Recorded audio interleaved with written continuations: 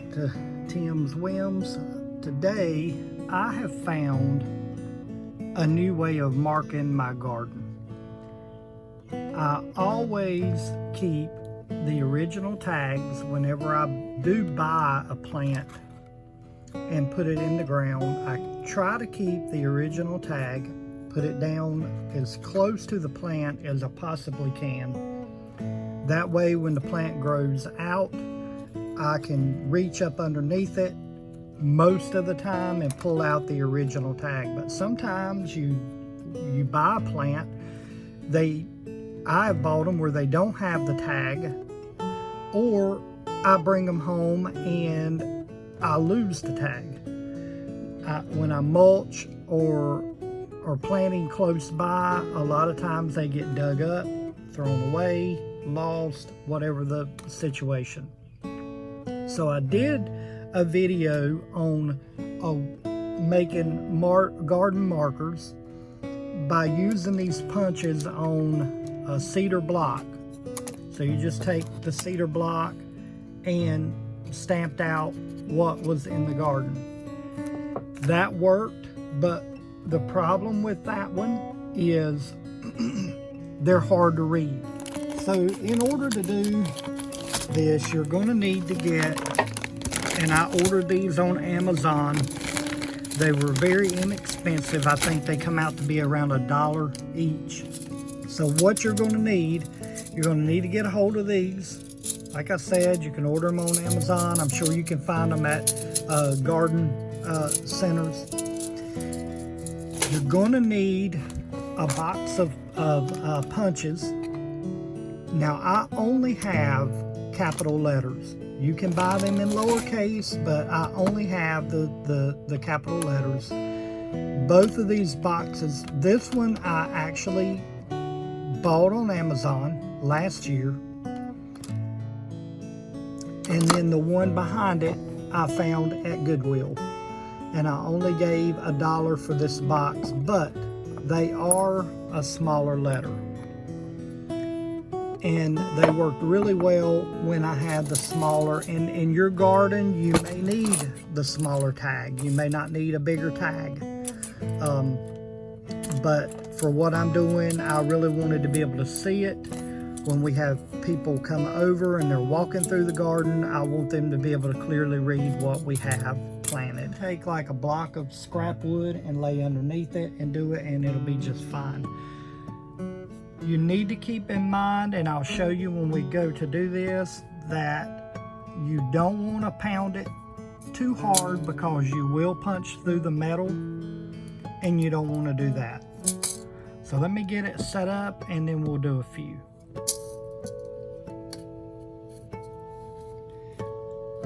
Now you can pop the metal off and just turn it over. And be careful because they're sharp. You can just bend that, pop that off,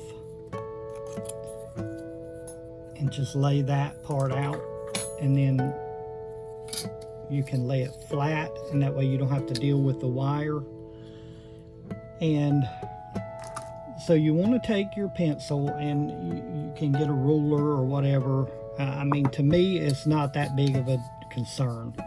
So I'm just going to draw a line across, and be careful because anything you do will make an indentation on the other side. So be very careful with that, because whatever you do here will show up on the back if it matters to you. Draw a line, put a line in it, just so you can kind of keep your letters straight. You'll have something to kind of go by. So let's just do one.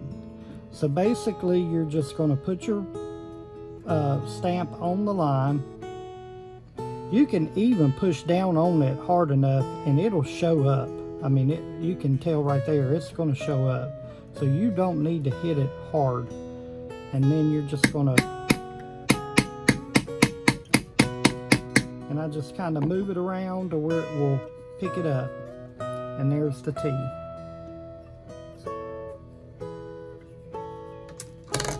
I'm going to do an H.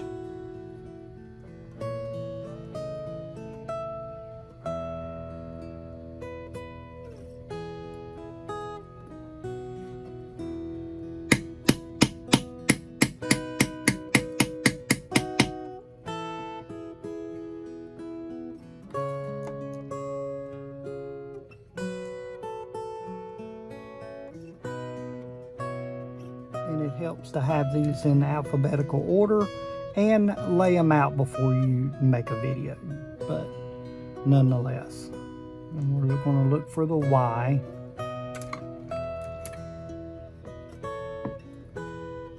Go ahead and pull out the M. And then we'll need an E.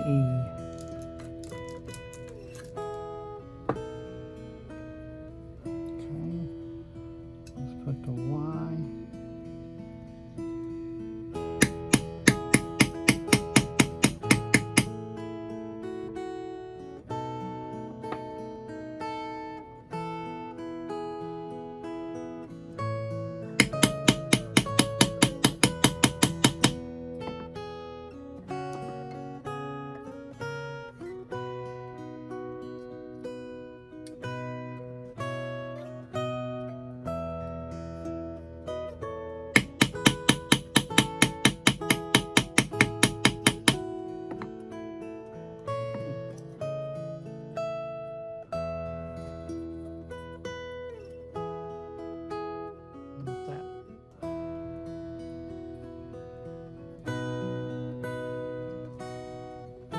Now we're just going to take it and put it back on our,